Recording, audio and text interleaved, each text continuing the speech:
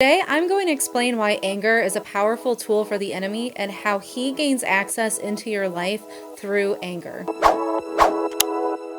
Anger means a strong feeling of annoyance, displeasure, and hostility. If you're human, chances are you've experienced anger before. And there is healthy anger. There's a reason why we have anger. But we've experienced it against ourselves, family, friends, you name it, we've experienced it. Even though anger is a natural part of being human, there is still a deep-seated anger that we need to address as Christians. This deep-seated anger usually comes about when it's rooted in envy, unforgiveness, bitterness, resentment, jealousy, past hurt, and trauma. And sometimes that anger we just cannot let go of. Can you think about an instance right now of a person or a situation that you are extremely angry about? While anger does serve as a function that God gave us, whether that be the original complete design of Adam and Eve or it came after the fall, it does serve as a function today. It can protect us from hurt. It can alert us that something is wrong here, and righteous anger can be a prequel to justice. But we all know that this can go horribly wrong when left unchecked. Unrestrained anger and resentment are two of the darkest emotions that humans can experience because it leads to bitterness and hatred. These are two emotions that are in direct contradiction to God's top two commandments for us. Love God with all your heart, mind, and soul, and love your neighbor as yourself. Anger is such a huge emotion that God needed to warn us about when it comes to our daily walk with Him, that it happened pretty quickly into the beginning of life on earth. And it actually is a huge story that happened in the beginning of Genesis in chapter 4 between Cain and Abel. This is where anger was first discussed. Abel kept flocks and Cain worked the soil. In the course of time, Cain brought some of the fruits of the soil as an offering to the Lord. Now we know that this offering was not pleasing to the Lord because for whatever reason, Cain was being disingenuous with what he was offering to the Lord. Abel also brought an offering, fat portions from some of the firstborn of his flock. The Lord looked with favor on Abel and his offering, but on Cain and his offering he did not look with favor. So Cain was very angry and his face was downcast. So this is the first time that we hear the word angry. Now, the original Hebrew word in this context for very angry means to burn greatly. So we aren't just talking about the one-off anger either. If it's burning greatly, this isn't just some type of anger that you would have if you get in an argument with somebody one day, or the type of anger where somebody lies about you or something. This is a deep-seated anger that's growing in Cain, and it's not something that can be easily dismissed. Satan can fan the flames of what is already burning inside of Cain, and we see that as we keep reading. Then the Lord said to Cain, "Why are you angry? Why is your face downcast? If you do what is right, will you not be accepted? But if you do not do what is right, sin is crouching at your door. It desires to have you, but you must rule over it." God Himself noticed that Cain was extremely angry and intervened in this moment. He tells Cain exactly what he needs to do in this moment so that he can understand that if you just do what is right in the eyes of the Lord, you'll be accepted. Even though the thing that could have helped Cain subside this anger was just doing what was right, he still didn't want to do what was right in the eyes of the Lord. So he continued down this path and continued to be jealous and angry with Abel. And during this conversation with God and Cain, God gives him a warning. If you continue down this road with this anger and you don't turn away, repent from what you've been doing and turn away and do what is right and acceptable in the eyes of the Lord, sin desires to have you. Further, he tells Cain, rule over it. So right there, we know that God can give us the strength to rule over it if we ask, if we pursue it, and Cain did not pursue that.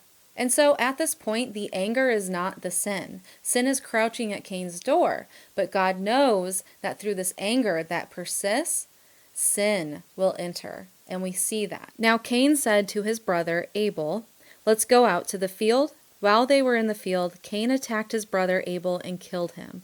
Then the Lord said to Cain, "Where is your brother Abel?" "I don't know," he replied. "Am I my brother's keeper?" The Lord said, "What have you done? Listen, your brother's blood cries out to me from the ground. And now you are under a curse," and it continues. An example of how anger can go too far and turn into bitterness, resentment, jealousy, and then people act upon it. But it's important because God mentions certain emotions very early in Genesis so that humans can understand that our adversary, the devil, uses those emotions against us. This is the third emotion that God specifically calls out when it comes to the human condition. Adam was lonely, so there was provided a partner for him. We all know that loneliness can cause us to stray. Then further down, it talks about shame, and we know that the devil uses shame against us. Shame is a huge weapon that the devil uses against us. And then now the third emotion that we're bringing up is anger, and how important it is for us to try to control that and subdue it. So number 1, God corrected Cain and told him exactly what to do, step by step. Number 2, God told Cain that sin was crouching at his door if he did not try to control the anger. Number 3, Cain did sin as a result of his anger going unchecked, and then he fell upon the curse, and there were severe consequences for his actions. This is a warning not just to Cain, but to all of us when it comes to anger. God knows exactly how quickly that anger can turn into deceitfulness, revenge, bitterness, hatefulness, that turns into sinful actions. It's all over the Bible. And this is why it's so important for us to not let our anger, our unforgiveness, our resentment to go unchecked. Not only is it a poison for our own bodies, but it is something that the devil can harness and use in our lives to create a chasm between us and God. Not just us and God, but us and other people in our lives. God warns us about anger throughout the entire Bible. And I'm going to read a few instances where he does and why this is important. Refrain from anger and turn from wrath. Do not fret. It leads only to evil. For those who are evil will be destroyed, but those who hope in the Lord will inherit the land. Do not make friends with a hot-tempered person. Do not associate with one easily angered, or you may learn their ways and get yourself ensnared. An angry person stirs up conflict, and a hot-tempered person commits many sins. Pride brings a person low, but the lowly in spirit gain honor. In your anger, do not sin. Do not let the sun go down while you are still angry, and do not give the devil a foothold. Ephesians chapter 4, verse 26 through 27 goes back to what happened in Genesis, and this is very important, so listen to this.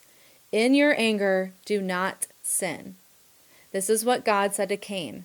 In your anger, sin is crouching at your door. Do not let the sun go down while you are still angry, and do not give the devil a foothold. And why is this so important for us to understand? Because we see in 1 Peter chapter 5, verse 8, be alert and sober-minded. Your enemy, the devil, prowls around like a roaring lion, looking for someone to devour. Resist him, stand firm in your faith, because you know that the family of believers throughout the world is undergoing the same kind of sufferings. The devil is looking for that opening. The minute you give it to him, he will strike.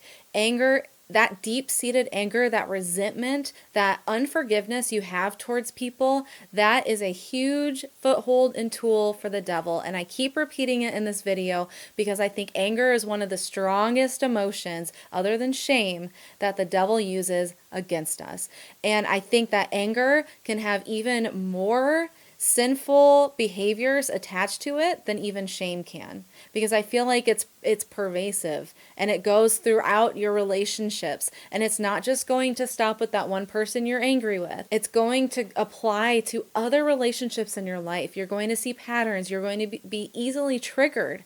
If you're just an angry person or you're hardened in your heart, which we're going to talk about later, this is an issue because it's not just affecting you and poisoning yourself, but you're doing to everyone around you. Sin is crouching at your door if you do not figure this out, and God is giving you all the answers in the Bible. Like I said, if you keep going down this road, you'll notice that your heart becomes hardened. Those triggers are there. You're easily triggered. You find anger in every situation, and your heart, I know you can feel it. If you're an angry person, and you came to this video on purpose, because I used to be an angry person to the point where I hated people that I loved back in the day. That growing, deep-seated anger that is on your chest, I know you can feel it. I know you feel the pressure every single day of your life. This is an issue because you're causing this distance between you and the Lord. You're holding this poison so close to your heart because you just can't let go. And whether you know it or not, You're turning from God. The harder that you hold this anger to your chest and you're not letting it go, the more you're turning away from God. The Bible talks about this hardening of your heart and how it distances you from God. So let's get into this. They are darkened in their understanding and separated from the life of God because of the ignorance that is in them due to the hardening of their hearts. Blessed is the one who always trembles before God, but whoever hardens their heart falls into trouble. They made their hearts as hard as flint and would not listen to the law or to the words that the Lord Almighty had sent by the Spirit through the earlier prophets, so the Lord Almighty was very angry. But because of your stubbornness and your unrepentant heart, you are storing up wrath against yourself of the day of God's wrath, when his righteous judgment will be revealed. We could also bring up King Saul. His jealousy, his envy towards David caused him to stumble, and in place of the Spirit of God, an evil spirit entered. This is a very serious emotion. This unforgiveness that you have that you're not dealing with on the inside of your heart, this unforgiveness, sin is crouching at your door. Sin, the devil is looking for a way in, and you're giving him a foothold through this deep-seated anger that you have. Now, I'm not saying that this road to forgiveness is an easy one, or this road to non-resentment, this road to get rid of that anger, that it's an easy one. It's not an easy one. It's going to take some work. You'll have to go through the pain, step by step, day by day, going through that pain that you have to experience on the other side healing, what the chain breaker has for you, to lift those chains off your chest. He can break every chain of bitterness, anger, resentment, unforgiveness, and hatefulness. You have two options. The first option is you stay in the one burning room where you have your anger, your resentment, and you're being hurt every single day because you're afraid to go through the pain that it would take to go through each one of those rooms all the way upstairs to get to freedom on the outside. You'd rather stay put in that room holding your anger super close to you, that you're willing to stay in that room and burn instead of going through all the work to get to the top for freedom. Or number two, you can put the work in and you can go each room by each room, experiencing that pain, but putting out the flames each time you do until you get to freedom on the outside. Each option seems equally as painful, but I'd rather go through those steps to figure out where my anger is coming from and get burned through each step to get out to freedom on the other side than stay where I am and stay in this burning house, in this burning room in the corner of the basement. It's not going to be easy, right? You got two options: stay in the burning room or go through the pain in each of the other burning rooms to get to freedom. But once you're out there in freedom and you're breathing in that fresh air and that pressure is off your chest and that pain gets less and less and duller, isn't that worth it?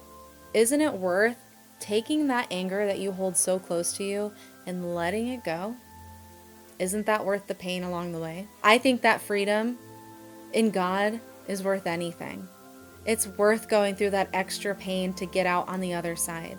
And so in the next video, I'm going to detail perfectly exactly what the Bible says about how you can reach for forgiveness, how you can release this anger on your heart with God's help. And I also think this goes both ways. If there is someone that has extreme bitterness towards you, all I can say is pray for them, but don't stoop down to their level, because you do not want your hatred to be used against you by the enemy, our adversary, the devil. And since this is so important, and since this is actually kind of difficult, I'm going to go over in the next video steps that you can take to get over this deep-seated anger, or if you have anger issues in general, how you can get over these things. And I'm going to do it from a therapy standpoint and from a biblical standpoint. In the end, I think that it's pretty clear that we need to be careful with what we have in our lives or what we're doing in our lives that's giving the devil a foothold, because it's pretty easy for him to manipulate us when we're at our lowest. And you may feel like, because of your pride, that your anger is giving you that control that you need over the situation. You don't even realize that you are at your weakest right now when it comes to Satan. Hey guys, Carly here with Equip for Battle. Hit the subscribe button, hit like, hit comment, hit share. You know what to do. God bless.